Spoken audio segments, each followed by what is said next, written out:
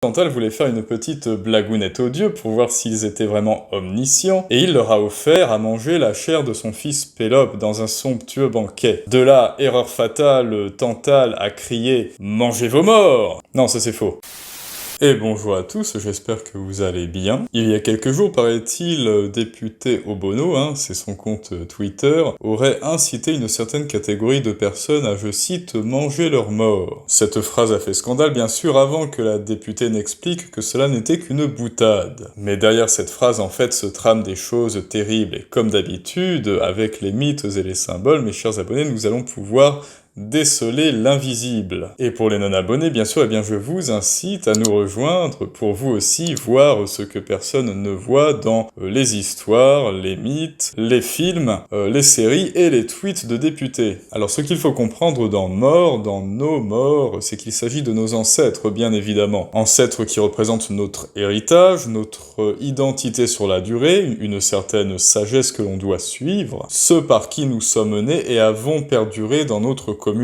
Et beaucoup pensent que mange tes morts était une insulte manouche, où de manière traditionnelle, les enfants, les parents et les grands-parents sont réunis au sein d'une même communauté. Donc manger les morts, évidemment, c'est léser, c'est offenser, c'est détruire la communauté à laquelle on appartient. C'est vouloir sa mort, justement, vouloir sa fin, et c'est se détruire soi-même au final. Dans d'autres cas, il peut aussi s'agir d'un acte pour s'accaparer autrui, pour l'ingérer. Par son ingestion, on s'accapare ses pouvoirs, on le possède, on le fait sien, lui et sa puissance, et on peut le voir dans certaines œuvres de la culture populaire. Mais apparemment, cette insulte proviendrait d'une expression qui vient du sud de l'Italie et que les gens du voyage ont absorbé, ont mangé justement. Alors, il s'agirait de managgia li mortacci tui, signifiant malédiction sur tes morts, et là on voit bien que l'on a glissé sémantiquement de malédiction à manger quelque chose. On va manger une substance qui va nous porter préjudice, qui va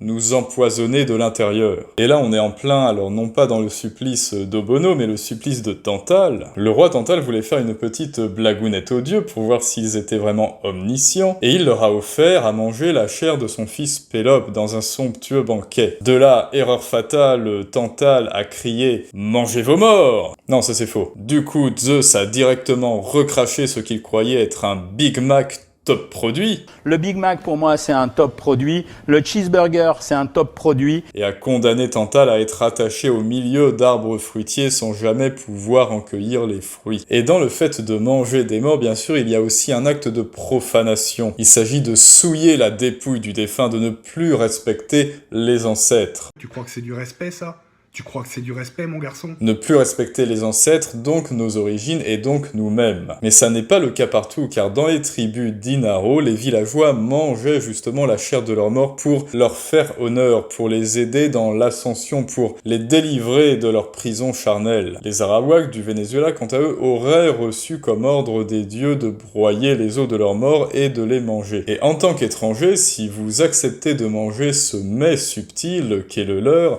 vous acceptez d'entrer au sein du clan, vous êtes accepté justement dans la communauté. Par cette ingestion, vous partagez donc les mêmes ancêtres qu'eux, le même sang qu'eux, les mêmes croyances, la même destinée qu'eux. En somme, vous faites partie de la famille. Et au contraire, la tribu des Wari mangeait exclusivement les ennemis qu'ils avaient abattus, et en les mangeant, ils les humiliaient, ils les rabaissaient au rang d'animaux, au rang de simple viande. Et en cela, ils renforçaient leur propre position, leur propre statut en tant qu'humains. Et ainsi, chez les Wari, manger les morts était quelque chose de hautement civilisé, de hautement raffiné. Mais les spécialistes de la dégustation étaient certainement les Guayakis, car eux, ils mangeaient absolument tout ce qui bougeait. Les femmes, les enfants, les vieillards. Ils préparaient de somptueux festins à base de chair humaine et tout était ingéré, il ne restait plus que les os. Et tout le village était convié, hommes comme femmes, pas de sexisme. Ah si, en revanche, si, manger le pénis des hommes morts était réservé exclusivement aux jeunes femmes mariées.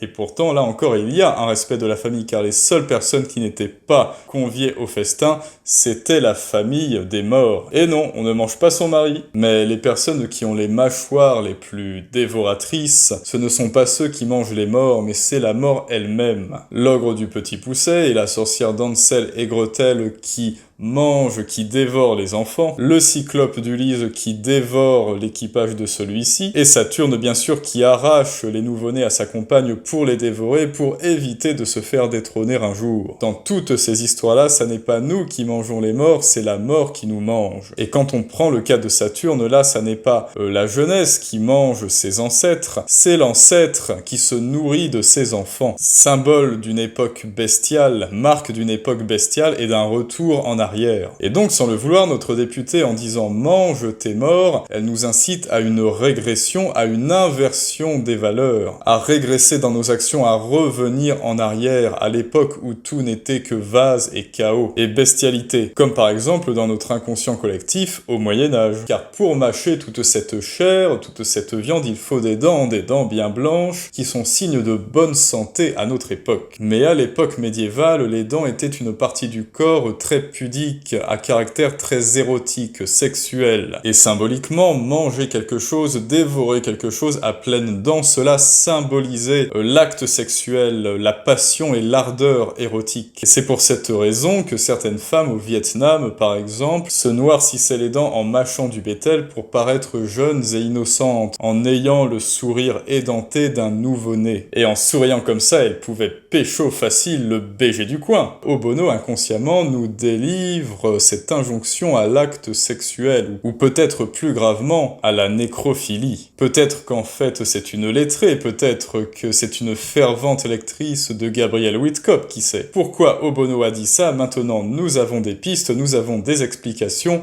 maintenant nous savons. Mais nous le savions! Et je vous encourage à ne pas manger vos morts, c'est une viande beaucoup trop coriace pour vos dents, et surtout vous concernant, et contrairement aux tribus d'Amazonie, si vous le faites, vous serez exclu de la société, et vous irez faire du karting en prison. Par contre, je vous invite à liker cette vidéo si elle vous a plu, à me donner votre avis dans les commentaires, et je vous remercie d'avoir regardé cette vidéo, et je vous dis à très vite pour la prochaine.